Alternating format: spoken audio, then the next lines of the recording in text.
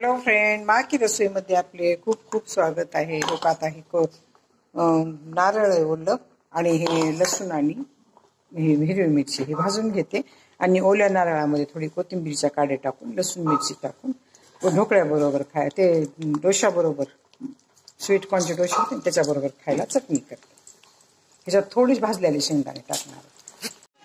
आता ढोकळा ही चटणी तयार झाली. ह्याला फोडणी पण दिली बरं का. हिरवी मिरचीची म्हणून अशी दिसते. ह्याच्यात कांदे ना कोथिंबीरचे देठ टाकले.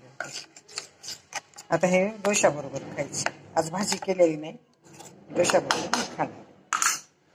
माझी जरी ओल्या खोबऱ्यापासून तयार केलेली लसूण आणि हिरवी मिरची घालून तयार केलेली चटणी तुम्हाला आवडली असेल तर सबस्क्राईब करा, लाईक करा, बेल आयकॉन क्लिक करून कमेंटमध्ये मला सांगा की तुम्हाला माझी चटणी कशी वाटली. ही पोळीबरोबर चांगली लागते, भाकरीबरोबर चांगली लागते, परत तुम्हाला सांगते भाताबरोबर चांगली लागते. कशाबरोबर पण तुम्ही सर्व करू शकता. धन्यवाद.